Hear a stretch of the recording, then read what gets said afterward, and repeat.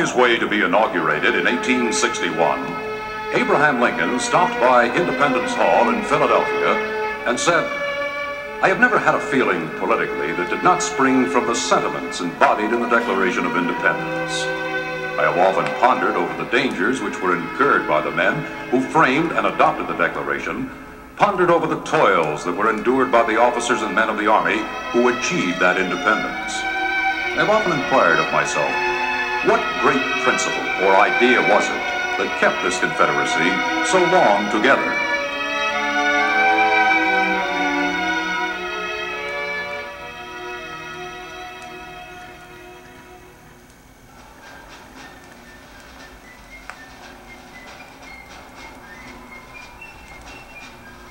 My name does not matter.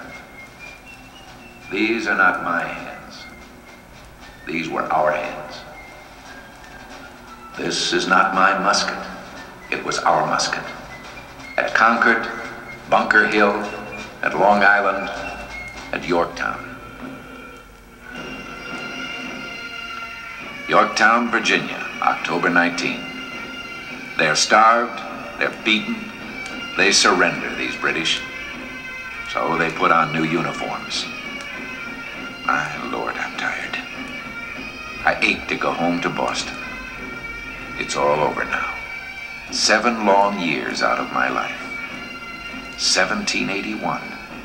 I'll be 41 next month. Revere can be a silversmith again. But what am I going to do? There's Washington. God bless him. How much we piled on his back. And Knox, our general of artillery. I wonder if he'll reopen his bookstore in Boston. We're free. It doesn't seem possible that we've won, that we've held together so long.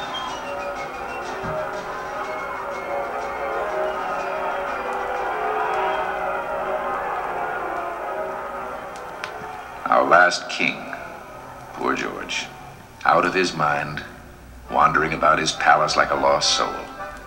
But he was a grand figure once, so splendid in 65. 65. It was a year of anxiety for us. Yes, His Majesty was splendid. So was Windsor Castle. And His Majesty's favorite, his swan ship at Kew Gardens.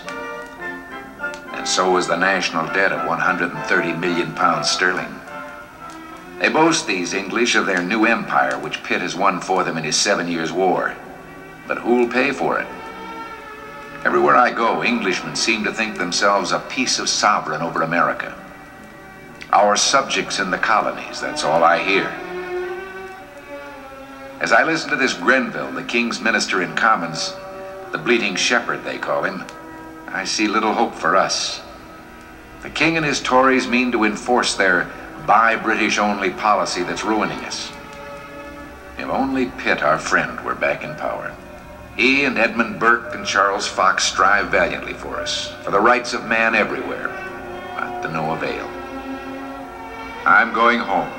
My fellow Boston merchants have wasted their money sending me here to protest. Ben Franklin's brought me word of the new stamp tax bill. Good Lord.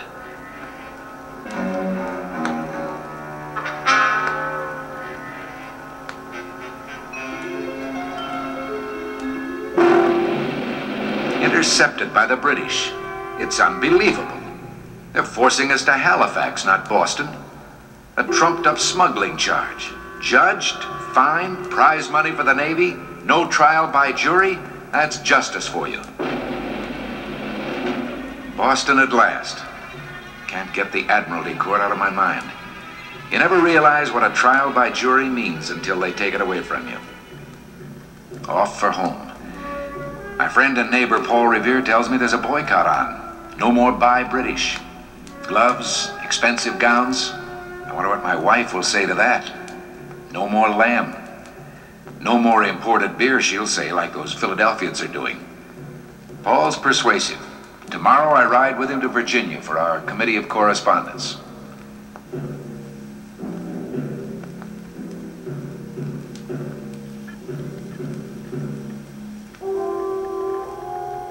As This young Virginia lawyer Patrick Henry shocks me with his defiant resolves. George is still my king. But that Virginians should only tax Virginians, this I believe. New York and our first Congress. We meet on Wall Street. Resolved that the colonies should only tax colonists. This too we believe. We spread our Declaration of American Rights everywhere. What is an American? I cannot say, but I know I'm no longer just a New Englander. Boston. The kettle is boiling over. Our town meetings swirl with factions. Our Tories would have us obey the stamp tax. That position's impossible to live with. Lawyer John Adams counsels prudence. We must try. But his cousin Sam, that brewer, will plunge us into violence yet with his radical call for freedom. God knows what that would lead to. Poor wretch. The mood of the cities is dangerous. Trade's at a standstill everywhere. Unemployment is spread. I may have to take my boy out of Harvard. To survive is to smuggle. I'm sorely tempted, but I cannot. No one dares to bring out the stamp paper anywhere. I have a new son, but he's not mine yet legally. I will not buy a stamp for the birth certificate, for any certificate. I don't care how much it will cost me.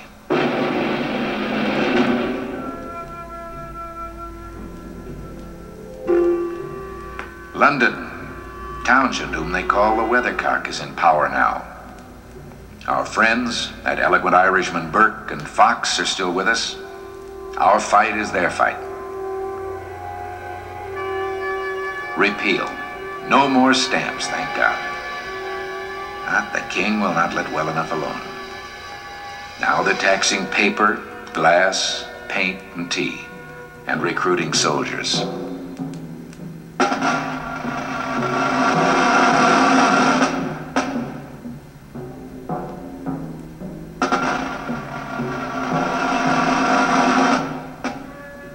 Boston, at Faneuil Hall with Revere, the Weathercock has thrown us a bone. Rum is cheaper now, and it sticks in our throats. Now they've forced themselves into our businesses and our homes with writs. Writs. Why, they're nothing more than blank search warrants. Let them put us all in jail. We're all smugglers now. We protest. They dissolve our legislatures across the land. We defy the customs officials. We defy the Royal Navy. We defy the King's ministers. Royal troops. John Churchill's famed West Yorkshires. The 29th Worcestershires. The King's men. We marched with them, fought with them, and bled with them against the French. And now they've come to Boston as policemen. I pray that John Adams has truly persuaded our hotheads to passive disobedience. No one will offer them lodgings in town. They pitch tents on our commons. They commandeer public and private billets under pretext of law. It roils the blood. Now, for the first time, I want a musket in my hands. Officers at my door. A Major Pitcairn of the Royal Marines. We debate. We plan, we arm, and we wait.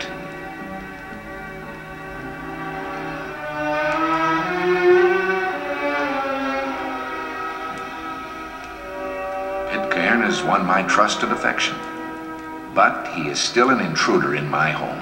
I will never accept that. Neither will my neighbors. They're paid nothing, so they hire themselves out for a pittance. Our children mock them. Hey, bloody back. Hey, lobsters for sale. Our unemployed gang up on them in the streets.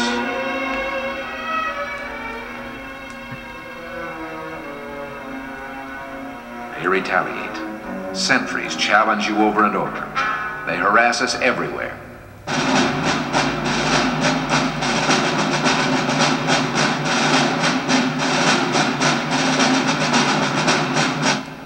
Don't fire.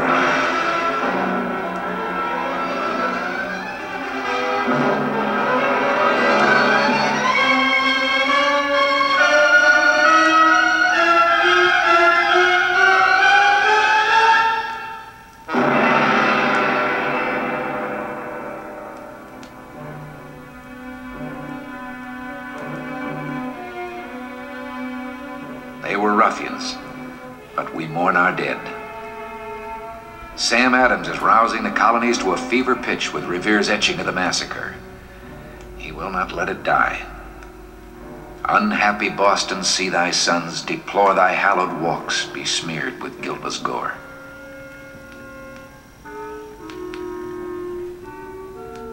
Narragansett Bay, June 1772.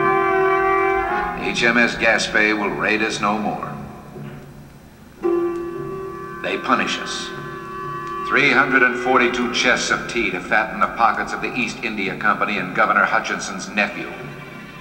Into Boston Harbor, dumped. Into New York's East River, dumped. Charleston, confiscated. The coercive acts, more troops.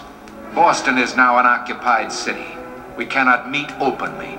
Our sheriffs, our judges, our very juries are taken from us.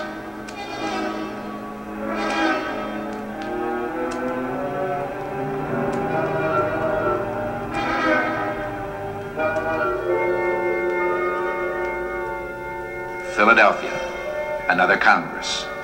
The carpenters have lent us their hall. Thank God for our friends. Our plight has aroused them to the common danger.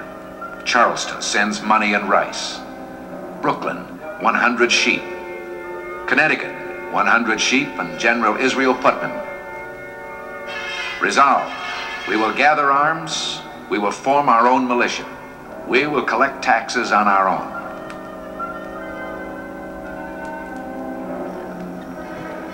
We pray for divine guidance. The king's ministers must come to their senses. Surely Englishmen cannot have forgotten what it means to be free.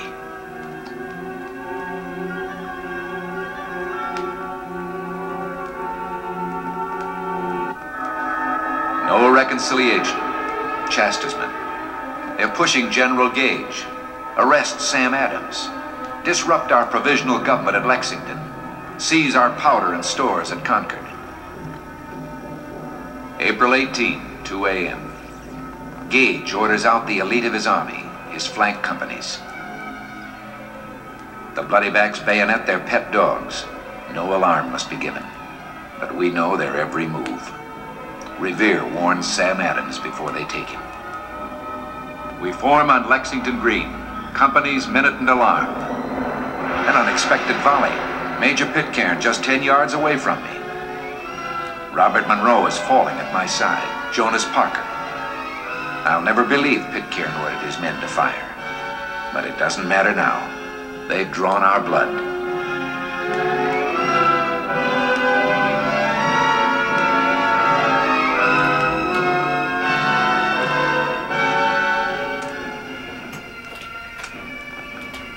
They're past the cemetery to Concord. It's a grand music.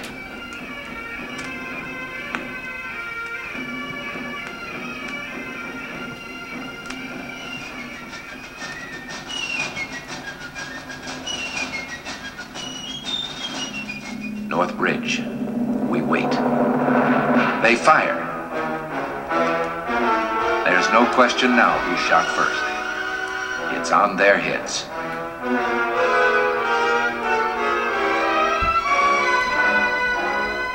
They're breaking. They're veterans. The best they have are breaking. We pursue them. Farmers, merchants, workers. We hound them. We harry them.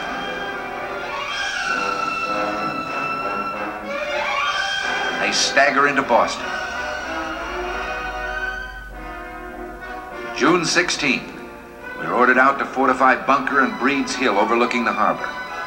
Colonel Prescott and old Putnam are at us through the night to finish the redoubt, the earthworks, and the rail fence.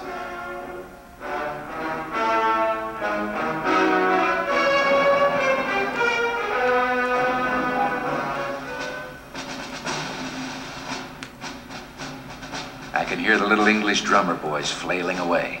I mustn't panic. 3 times they come at us up those bloody slopes under that hot June sun. 3 times they struggle through the blackberry bushes and over the fences. Our muskets are empty. We retreat.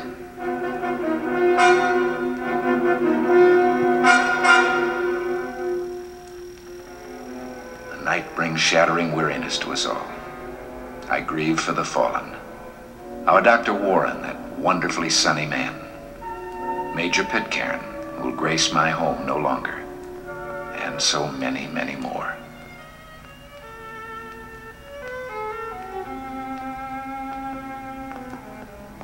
Philadelphia, the Congress once more.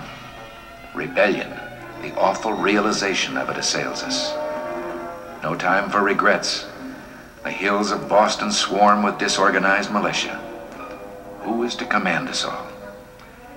Excitement today. The chair recognizes John Adams. His nominee, Washington of the Virginia delegation. Hancock is stunned. He expected the job. Colonel Washington refuses the $500 a month we offer him. He will accept expenses only.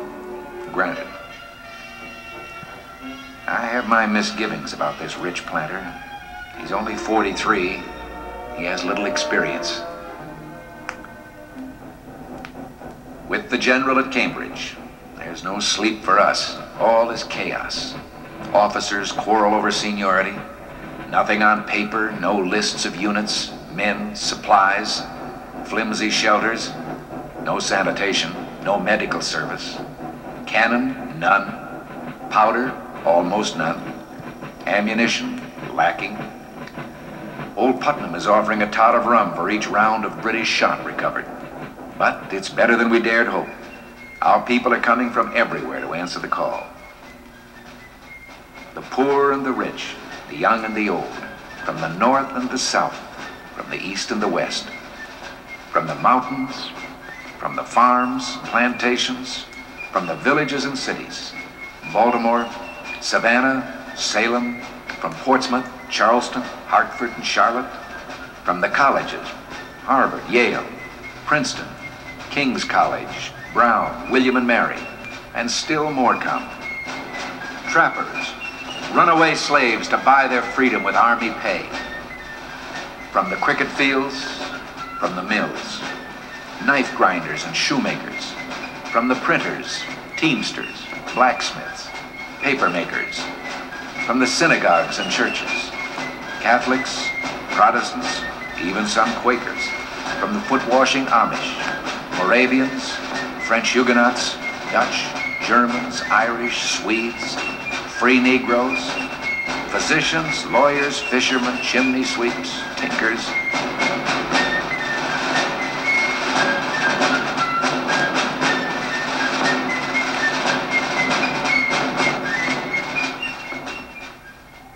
Winter. The siege drags on. Enemy-occupied Boston starves, but the army is taking shape. Our insubordinate, undisciplined New Englanders are beginning to obey orders. Only the general could have done it. He's an inspiration to us all. Enlistments are running out. We plead, the general pleads, that the militiamen leave. They have their families, their livelihoods to think about. Not everybody cares enough.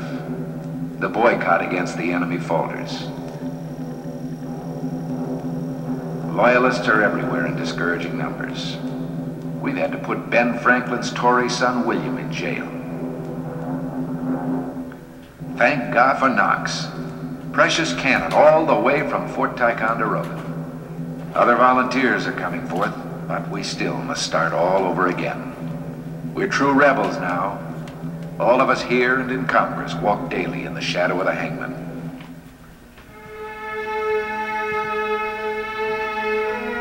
Philadelphia, the Congress.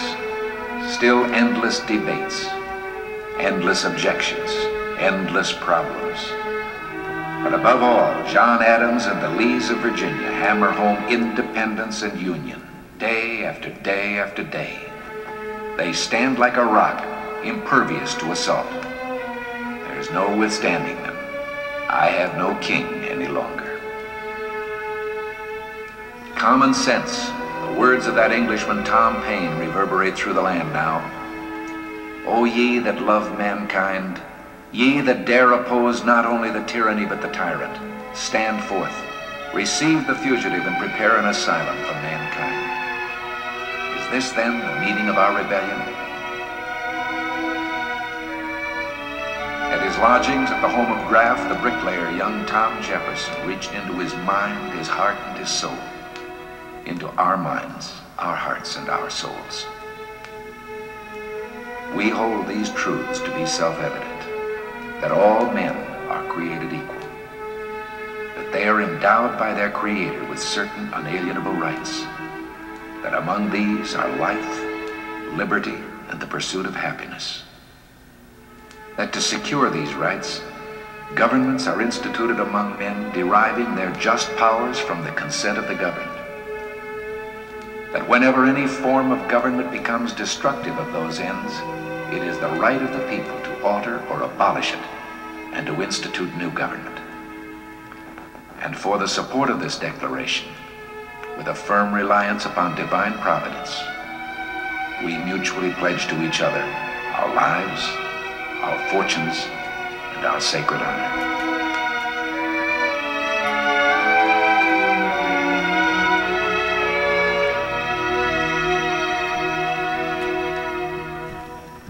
Manhattan, New York, July 9. I've rejoined the General.